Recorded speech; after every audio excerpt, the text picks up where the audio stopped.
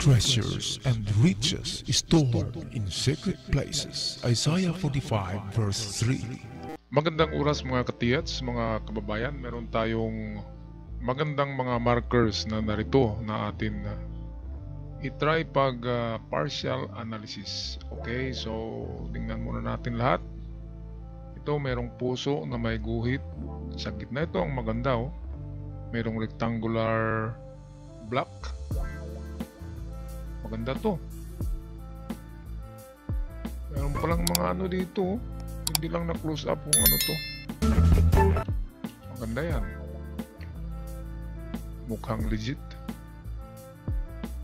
Ito naman merong footmark dito. Okay, so ito umpisa tayo dito sa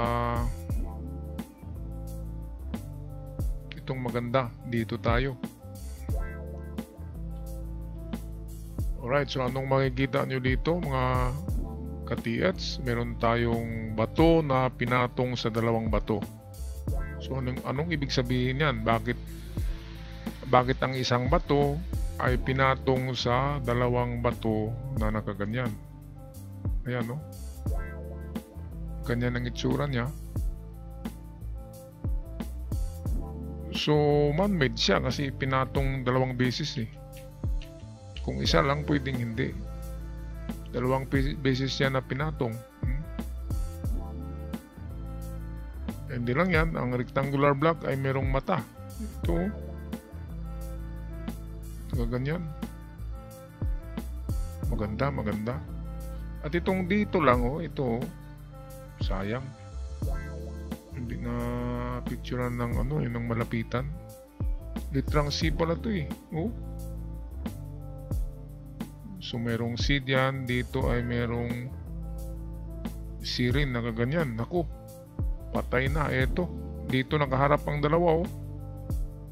Ito nakaharap dyan. Ito naman. Ganun din. So there is something in this square rock. Ito. At itong mata. Dito nakapoint eh. Andin ipinasa ang C at saka itong C dito ay tinuro nilang dalawa ito at dito nag-test dig sila katiyats so ito tapusin nyo muna ang test dig nyo dyan. Itong test dig nyo sa harapan ito tapusin nyo muna yan hanggang 3 meters deep. 3 meters talaga para maximum na. Maximum test dig. Ito yata ang sinundan nyo. Yung line naka-point pababa. Kaya pwedeng meron dito. Ano nyo rin yan. Tapusin nyo. 3 meters deep. Kapag wala, tigil na. Kapag walang man-made na mga bagay, tigil na. At ito na ang hukayan nyo. Ito kasi ayan o. Tatlo ang nagturo dyan. Una, mata. Tinuro ang bato. Merong manipis na C. Tinuro itong square. Ngayon sa kabila, ito man-made talaga to na C. Tinuro din ito.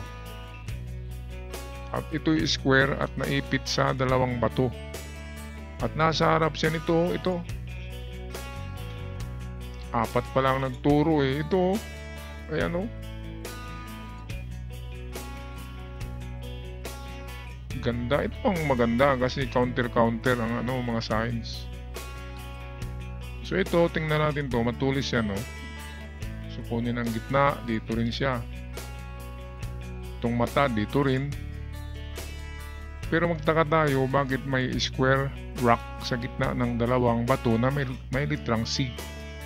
Kaya ibig sabihin, ang hukay niyan ay malaki ito. Ganyan ang hukay niyo dyan. Para walang mintes, kasi kung gitna lang ang hukay, ito lang, ay baka nasa gilid dito. Diba? Ganyan naman ang hapon, magulo talaga ang hapon magbaon. Napaka-enigmatic, kaya mahihirapan tayo. At ito, wag din kaligtaan to. Ito, yung bato na yan, rectangle kasi siya, wag kaligtaan. Biyakin nyo rin yan. Biyakin nyo ito, baka merong quick deposit or sucker deposit dyan. Pero itong dito, para sa akin 70% na meron. So ano bang lalim yan? Kapag giveaway yan, hanggang 7 meters deep. Hanggang 7 meters. Umpisa sa 4 to 7 meters ang lalim. Ang 3 meters, yun ay test dig. Meron kasi yan nilalagay sa, before siya aabot sa item, merong iiwanan sila ng mga bagay na gawa na tao. Katulad nito, halimbawa ang item ay narito. Ito yung tunnel valley ng Hapon. At ito ang 3 meters. Ito yung 3 meters. Meron silang iwanan dito na mga basag na bute, basag na plato sa 3 meters deep. Or sometime 2 meters lang. At sa baba niyan, ayun na yun. Sure ball na. At ayon sa aking ama, kapag mga mababaw na item, ang iiwanan nila ay mga basag na yung sake wine jars. Porcelana siya na puti na may mga blue na drawing, blue paintings. Puti na porcelana, may blue painting na mga jars. Yan ay sake wine o rice wine ng Hapon. At talagang sadyang iniwan sa 2 to 3 meters deep dito para palatandaan ng down under ang item. Okay, tingnan natin ang iba. Ito, merong footmark na ganyan o kung nature man yan, pero pareho sila ng tinuro nitong dulo. Ang dulo matulis at nakaturo dyan. Kaya kung mayroon kayong detector o mga dowsing, i-detect nyo ito na portion tong harapan niya. Harap ng itong matulis. Yan. So ito kasi ang footmark nakaharap sa nakaharap siya diyan. Nakaharap diyan, no? At itong dulo ng bato matulis. So pwede siya i-pointer.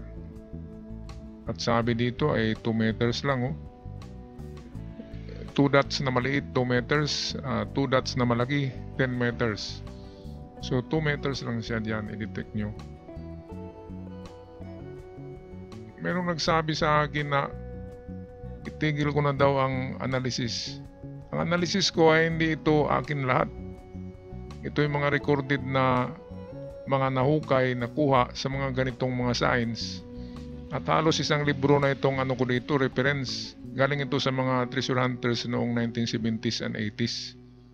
Kasama ng father ko. At ang iba ay akin na personal na experiences. Yung nagsabi, hindi niya siguro alam kung gaano na ako katagal nag-treasure hunt. Ilang mga treasure site na nakita ko ang mga marka na totoo na na-recover. Kaya meron akong mga record niyan. Kaya sinusunod ko lang yun. Kung ano yung nakita ko, yun din ang tinuturo ko. Hindi yung gumagawa ako ng sarili ko. Ito based on experience. Yung nagsabi siguro, baka 2 beses ka pa nag-treasure hunt, kung ano-ano ang imagination mo. Itong akin, meron tong pattern, merong history, at personal experiences ko. Imagine ilang site na ang napuntahan ko. Kung makita nyo sa mga video ko kung saan-saan ako nakarating. Hindi yung nag-iimbento lang. So itong ating analysis ay base ito sa mga compilation ng mga treasure hunters na kinumpile ng ama ko at base sa aking mga bagong experience, new experiences na sa mga napuntahan natin na recovered treasures. Nakita nyo naman sa mga video ko, meron akong pinakita sa inyo na recovered treasures. Kaya meron tayong maituro. Pero hindi tayo sure kung yung pattern ng nauna ay kapareho ng sa hindi pa nahukay, di ba? Kasi iba-ibang nagbaon yan eh. Pero kung isang tao lang nagbaon yan, siguradong ang pattern ay pare-pareho. Iba-iba eh. Kaya pwedeng iba-iba ang meaning ng bawat sign. Pero at least meron tayong reference, di ba? Mga ka-TH, mga kababayan, at least malapit tayo sa totoo. Hindi yung gawa-gawa. At anyway, kung para kayo makasure, kaya nga bibili kayo ng kagamitan. Kung saan yung tinuturo ko na doon banda, i-detect nyo. Kapag hindi mag-detect, mali. Pero kapag nag-detect ng malakas, ang tinuro ko na area based on your treasure marker ay maganda kasi nagkapareho ang tinuro ko, and then pareho nang na-detect nyo malakas, kaya pwedeng meron. Okay, so punta tayo sa ibang ito. Tayo tumutulong sa mga treasure hunter, hindi tayo nanluloko. Diba? Ako nga, meron akong channel na isa na hindi treasure hunt. Pero hindi ko talaga iniwan tong channel na ito para sa ibang treasure hunter na nag-umpisa pa.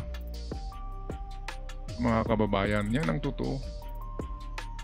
Sino ba naman ang tingnan nyo ang lahat ng vlogger? Sino ba ang mas marami ang naniniwala? Kasi naniniwala kasi alam nila malapit tayo sa totoo. Magkano lang naman ang revenue ko dito kumpara sa isang channel ko. Pero hindi ko to iniwan kasi meron nga tayong grupo na Treasure Hunters of the Philippines. Kahit hindi ka membro nito, ay membro ka na rin dahil magkasama tayo, di ba? Mga ka-TH. Kaya bumili kayo ng kagamitan. Magastos talaga ang treasure hunting. At kung wala pa kayong budget, gamit muna kayo ng dowsing rod, pendulum, magpagawa kayo sa marunong. Kasi yan ay mga divine detectors yan. Yan ay kapag ituturo ng Diyos kung saan, doon yan magtuturo yung mga dowsing. Pendulum. Okay, dito naman tayo. Merong isang dato. Dito hinukay nila ka-TH. Pwedeng dito. Pero ito kasi yan ay 5 meters away. One dot. Kung yan ay man-made. So saan ba ito nakaharap? Di ba? Yan ang hanapin natin. Pwede kasi na dito ito, pero ito yung kanyang pointer. Baliktad na pointer kasi ang sign na ito, yung sign na yan ay kanji for entrance. Mayroon na bang kukontra? Kanji for entrance yan na sign. Kaya pwedeng ito yan. And then kung ganito, ang tinuturo niyan ay ito na ba to or yung pangalawa? Or ito? Saan ba yung 5? Ito yung sabi na 5. So ito hindi ito 5. 1 lang ito. So pwedeng ito na ba to? Ayan. So i-detect nyo ito na ba to. Kapag malakas, diyan kayo mag-test dig. Kung saan malakas, pinakamalakas talaga. I-detect nyo muna ang surroundings. I-record nyo ang mga detection nyo. Ang pinakamalakas ang i-test dig nyo. So ito, pwedeng dito to sa kanyang harap, 5 meters. Pero dito, meron siyang ginawa na ganyan. So yan ay nagtuturo ng ito na area ito.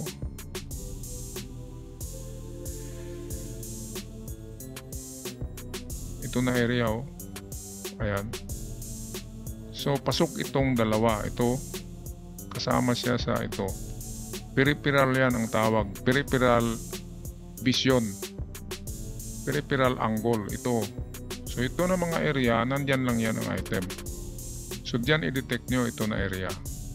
So kailangan talaga ng detector, manual man o electronics, kailangan meron talaga kayong second opinion.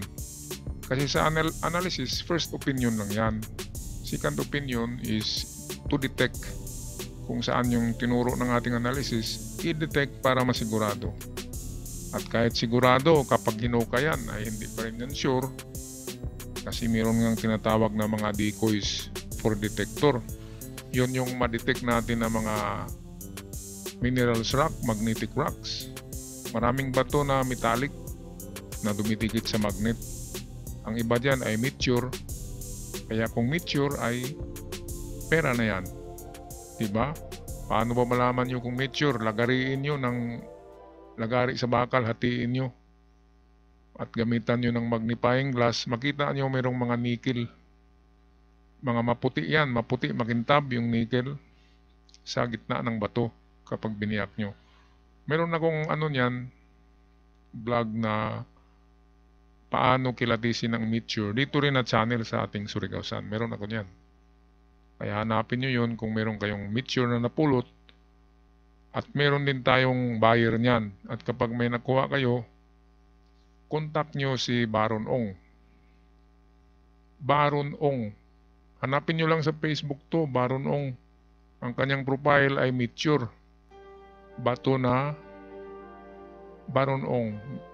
Ang kanyang profile ay hiniwa na bato. Yung nakaseksyon na bato. Pwede yan bibili siya kapag matesting na legit, pera na ang inyong meteorites. O ito, panghuli. Parang meron siyang mga marka dito na maliliit na litra, oh. Pero hindi natin ma-sure kasi hindi nalinis. Pero ang sigurado diyan, nakita naman natin heart shape. At alam naman natin ng heart shape rock, dalawa ang kahulugan niyan. It's either under sa heart. Kapag ang marka sa gitna dito, kapag merong square or merong bilog na minarka sa gitna ng heart na bato, yan ay under or treasure on the spot. Ngunit dito, dahil sa merong linya, so ibig sabihin ay trail marker ito. Papunta siya dito. Ganon din ang turo ng heart. Dito rin na direksyon. Supported by line ito. Matulis kasi siya, matulis ang linya. So dito nga siya. Okay, so detect nyo ang harapan nito. Pinakamalayo niyan ay 9 meters. So umpisa kayo sa 3 meters to 9 meters. Pinakamalayo, i-detect nyo yan. Straight 3 to 9 meters. Kung saan yung malakas ang detection, doon kayo mag-test dig.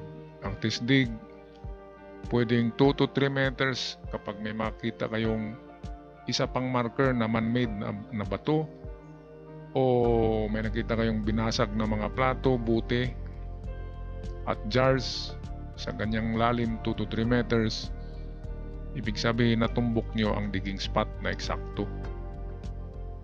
Okay mga katiyats, believe in yourself, believe in God, believe in your destiny, at maniwala kayo na merong treasure. Huwag magdalawang isip kasi tatakbo yung treasure kapag nagduda ka, ay hindi sa iyo ibibigayan kasi ang nagbabantay niyan may nagmamay-ari niyan na mga hindi katulad natin. So kung hindi mo sigurado, hindi ka pure in heart na sinasabi at marumi ang isip mo, ay lalong tatakbo yan, lalayo. Hindi kayo tuturo sa tama. Kaya believe in yourself, be pure in heart, at maniwala din sa Panginoon. Panginoon ang nagbigay ng lahat. Okay, ako'y magpaalam na. Maraming salamat. God bless us all. At huwag kalimutan mag-subscribe sa bago pa lamang. Hanggang sa muli, paalam mga kababayan, mga katiyats.